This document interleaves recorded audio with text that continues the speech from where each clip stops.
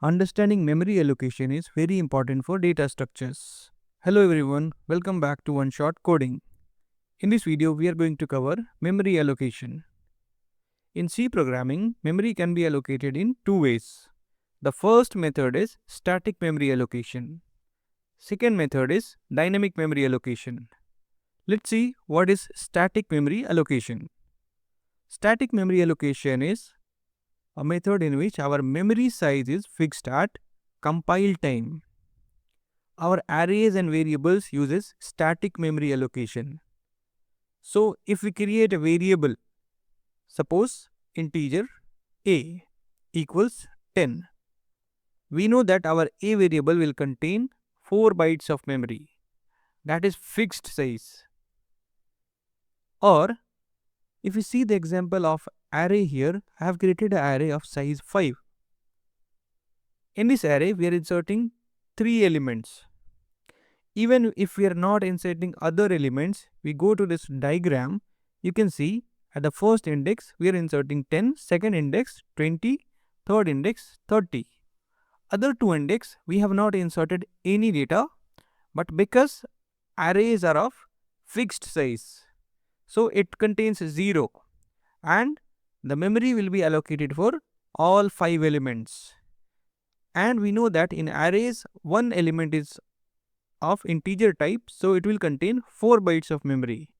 So we have 5 elements in the array, so it is going to occupy 20 bytes of memory. But in this array, we are having only 3 elements and other 2 elements are containing 0 because we have not given any data into this last 2 positions. Third point is we cannot change size during execution. In static memory allocation, because the size is fixed at compile time, so if we try to update the size during executing our code, we cannot perform this. Next, in static memory allocation, our memory is allocated on the stack memory. So these are the points about static memory allocation. Now we will see quickly about dynamic memory allocation.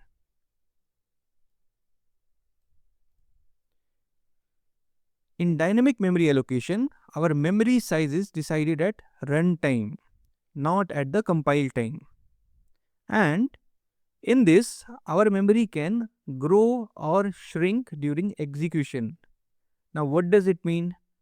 While we are running our code, if we want to increase our memory size, as for example, we have stored 5 elements in the memory, but while executing our code, now we want to store few more elements.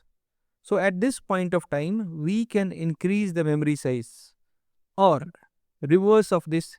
If we are having 5 elements in our memory and we want to store now only 3 elements, we want to remove 2 elements, so we can shrink our memory also. Both the operations are possible in our dynamic memory allocation. Next, in dynamic memory allocation, our memory will be allocated on the heap memory. Next, it requires explicit memory management by the programmer. Unlike static memory allocation, here memory management is done by the programmer because we will use some functions to allocate the memory. Once we allocate the memory, the data remains there in the memory and it keeps occupying the memory. We need to use a function to deallocate this memory or clear this memory. That's why the point is written here is it requires explicit memory management by the programmer. Now let's see, why do we need dynamic memory allocation?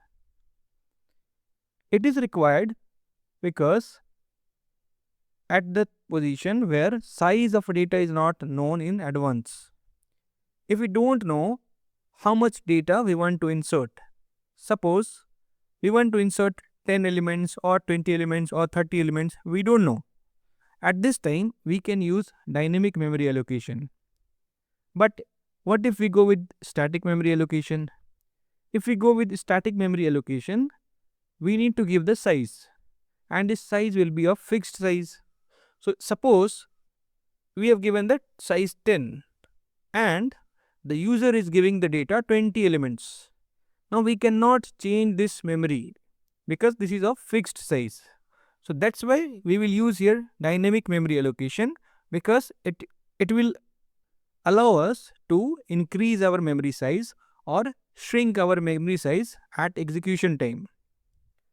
Third, if we need efficient memory utilization, then we will use our dynamic memory allocation.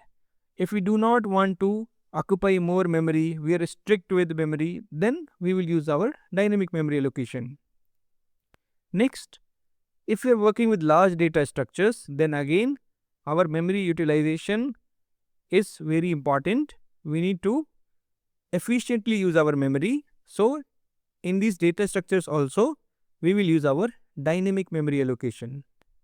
Next, main point, implementation of the main data structures like linked list, stack, queues, tree, graphs. We use dynamic memory allocation for the implementation of these data structures. Now, we have a standard library for our dynamic memory allocation, and the library name is #include stdlib.h. So all our dynamic memory allocation functions are declared in our stdlib.h library. So while using our dynamic memory allocation, we will always include this library at the top of our program.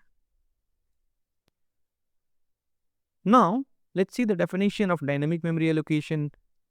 Dynamic memory allocation is a process of allocating and releasing memory during program execution from the heap memory using standard library functions defined in stdlib.h. So in the dynamic memory allocation, we can allocate memory also and we can release memory also.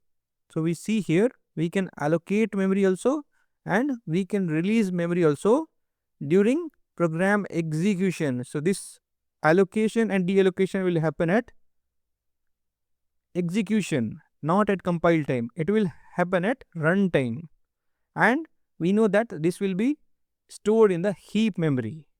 Okay. Now in C, we have 4 functions to perform dynamic memory allocation.